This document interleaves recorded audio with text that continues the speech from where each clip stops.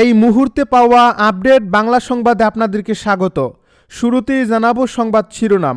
রাজনীতির মহাপ্রলয় শুরু, পাল্টে গেল সব হিসাব। তারেক রহমান ফিরতেই কেন হারছে আওয়ামী লীগ? রাজপথে নামার চূড়ান্ত নির্দেশ শেখ হাসিনার। এবার কি তবে আসল লড়াই? বিশ্লেষকেরা বলছে তারেক রহমানের এই প্রত্যাবর্তন আসলে আওয়ামী লীগের রাজনীতির নতুন মোড়। কারণ একজন সাজাপ্রাপ্ত নেতা যদি বীরের বেশে দেশে ফিরে নিরাপত্তা ও রাজনৈতিক স্পেস পান, তবে একই যুক্তিতে আওয়ামী লীগের শীর্ষ নেতৃত্বের বিরুদ্ধে থাকা আইনি ও রাজনৈতিক বাধাগুলো শিথিল হতে বাধ্য। আইনি পথ যদি একজনের জন্য খোলে, তবে তা সবার জন্যই খুলবে। এবারে জানিয়ে দিব 24 ঘন্টার মধ্যেই এনআইডি পাবেন তারেক রহমান। আরও থাকছে সেন্ট মার্টিনগামী জাহাজে আগুন, ভস্মীভূত মরদেহ উদ্ধার। সব শেষে জানিয়ে দিব কেরানীগঞ্জে মাদ্রাসা ভবনে বিস্ফোরণে আহত 4 বিস্ফোরক উদ্ধার। এতক্ষণ শুনছিলেন হাতে থাকা আপডেট সংবাদের শিরোনাম, এবারে বিস্তারিত। তবে তার আগে অনুরোধ রইল ভিডিওটিতে একটি লাইক এবং কমেন্ট করে জানিয়ে দিন ভিডিও সম্পর্কে আপনার মূল্যবান মতামত।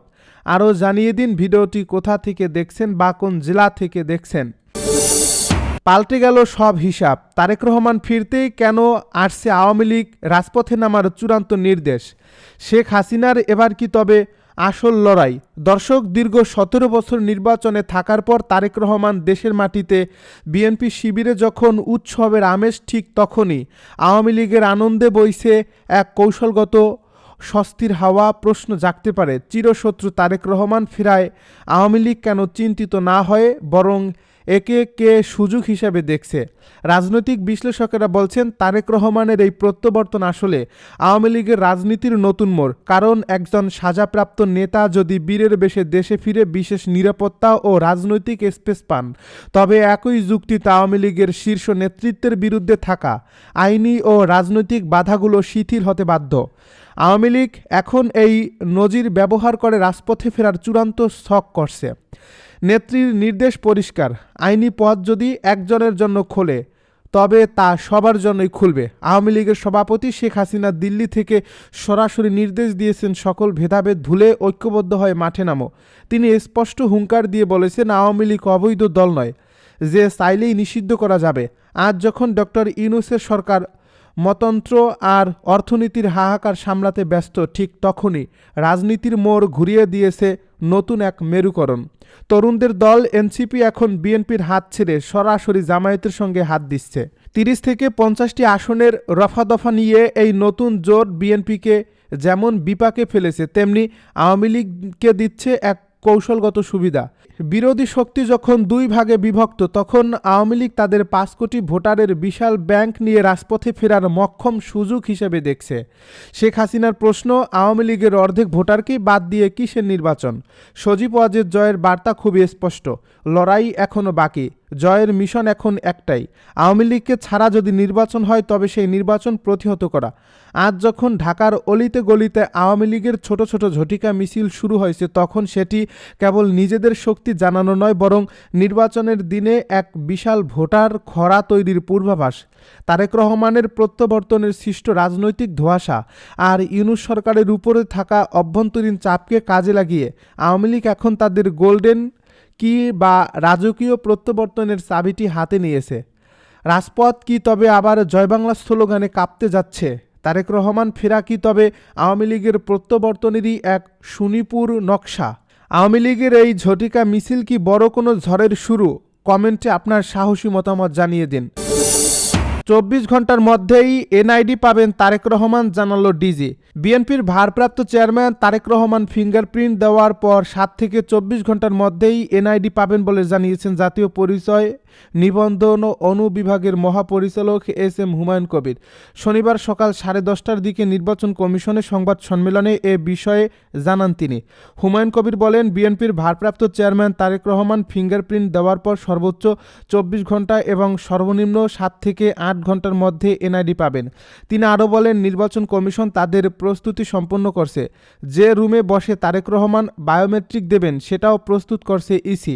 এদিকে বিএনপির ভারপ্রাপ্ত চেয়ারম্যান তারেক রহমান ভোটার তালিকা অন্তর্ভুক্ত হওয়ার পাশাপাশি জাতীয় পরিচয়পত্র সংগ্রহ করবেন আজ। তারেক রহমানের সঙ্গে মেয়ে জাইমা রহমানও এনআইডির জন্য আবেদন করবেন। এর আগে এদিন বেলা 11:30টায় তারেক রহমান ইনকিলাব মঞ্চের মুখপাত্র শরীফ ওসমান বিন হাদির কবর জিয়ারত করেন। সেন্ট মার্টিনগামী জাহাজে আগুন, ভস্মীভূত মরদেহ উদ্ধার।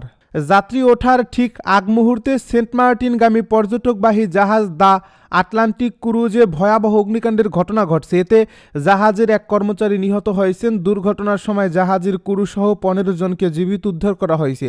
শনিবার সকাল 7টার দিকে কক্সবাজারের নুনিয়াছড়া BIWTA ঘাট সংলগ্ন বাঁকখালী নদীতে অবস্থানরত জাহাজটিতে আগুন লাগে বলে নিশ্চিত করেছেন সি ক্রুজ অ্যাসোসিয়েশন অব বাংলাদেশের সাধারণ সম্পাদক হোসাইন ইসলাম বাহাদুর। কক্সবাজার ফায়ার সার্ভিসের উপসহকারী পরিচালক সৈয়দ মুহম্মদ মোরশেদ হোসেন বলেন, নিহত কর্মচারীর নাম নূর কামাল। তিনি টেকনাফের বাসিন্দা ও জাহাজটির কর্মচারী ছিলেন। কক্সবাজারের ফায়ার সার্ভিসের স্টেশন কর্মকর্তা দোলন আশ্চর্য জানান, আগুনে পুড়ে জাহাজের এক কর্মচারীর মৃত্যু হয়েছে। অগ্নিকাণ্ডের 4 ঘন্টা পর হলেও ফায়ার সার্ভিসের 2টি ইউনিট আগুন পুরোপুরি নিয়ন্ত্রণে আনতে পারেনি। জানা গেছে, সেন্ট মার্টিনগামী পর্যটকদের তুলতে জাহাজটি বাঁকখালী নদীর BIWTA ঘাটে ভেড়ার ঠিক আগ মুহূর্তে আগুনের সূত্রপাত হয়। মুহূর্তের মধ্যে জাহাজটিতে ধাউ ধাউ করে আগুন জ্বলে ওঠে। এ সময় স্থানীয়রা ট্রলার ও স্পিডবোটের সহায়তায় জাহাজের ক্রুসহ 15 জনকে উদ্ধার করেন। এসকোয়াবের সাধারণ সম্পাদক হোসাইন ইসলাম বাহাদুর বলেন, প্রতিদিনের মতো সকাল 7টার দিকে পর্যটক তুলতে ঘাটে আসছিল দ্য আটলান্টিক ক্রুজ। হঠাৎ জাহাজের ভেতর থেকে ধোঁয়া উঠতে দেখা যায়। অল্প সময়ের মধ্যেই আগুনের লেলিহান শিখা ছড়িয়ে পড়ে। আগুন নেভানোর চেষ্টা এখনও চলছে। অগ্নিকাণ্ডের খবর পেয়ে দ্রুত ঘটনাস্থলে পৌঁছায় ফায়ার সার্ভিসের 2টি ইউনিট। তবে দীর্ঘ সময় চেষ্টার পরও আগুন পুরোপুরি নিয়ন্ত্রণে আসেনি। এদিকে আগুন লাগার ঘটনায় সেন্ট মার্টিনগামী পর্যটকদের মধ্যে আতঙ্ক ছড়িয়ে পড়ে। জাহাজটিতে প্রায় 200 জন যাত্রী ওঠার কথা থাকলেও তাদের মধ্যে 120 জনকে 3টি বিকল্প জাহাজে তুলে দেওয়া হয়েছে। বাকি যাত্রীরা রোববার সেন্ট মার্টিন যেতে পারবেন বলে জানানো হয়েছে। তবে অগ্নিকাণ্ডের কারণে 2টি জাহাজ ছাড়তে দেরি হয় যাত্রীরা ক্ষোভ প্রকাশ করেন। কেরানীগঞ্জে মাদ্রাসা ভবনে বিস্ফোরণে আহত 4 বিস্ফোরক উদ্ধার। ঢাকার দক্ষিণ কেরানীগঞ্জের হাসনাবাদ এলাকায় একটি মাদ্রাসা ভবনে বিস্ফোরণের ঘটনা ঘটছে। এতে নারী ও শিশুসহ অন্তত 4 জন আহত হয়েছেন বলে জানিয়েছে পুলিশ। শুক্রবার দুপুরে হাসনাবাদের উম্মাল কুরা ইন্টারন্যাশনাল মাদ্রাসা বিস্ফোরণ ঘটে। বিস্ফোরণের ফলে এই ভবনটির একটি অংশ ক্ষতিগ্রস্ত হয় এবং আশপাশে আতঙ্ক ছড়িয়ে পড়ে। পুলিশ জানায়, এই বিস্ফোরণের পর ঘটনাস্থল তল্লাশি করে মাদ্রাসা ভবনের ভেতর থেকে বিস্ফোরক দ্রব্য এবং বোমা তৈরিতে ব্যবহৃত বিভিন্ন সরঞ্জাম উদ্ধার করা হয়েছে। তবে কী ধরনের বিস্ফোরক সেখানে রাখা ছিল এবং কিভাবে বিস্ফোরণ ঘটছে তা তদন্ত করে দেখা হচ্ছে। আহতদের দ্রুত উদ্ধার করে নিকটবর্তী হাসপাতালে পাঠানো হয়েছে। তাদের অবস্থা সম্পর্কে বিস্তারিত জানানো হয়নি। ঘটনার পর এলাকায় অতিরিক্ত পুলিশ মোতায়েন করা হয়েছে এবং বিষয়টি গুরুত্বের সঙ্গে খতিয়ে দেখছে আইনশৃঙ্খলা বাহিনী।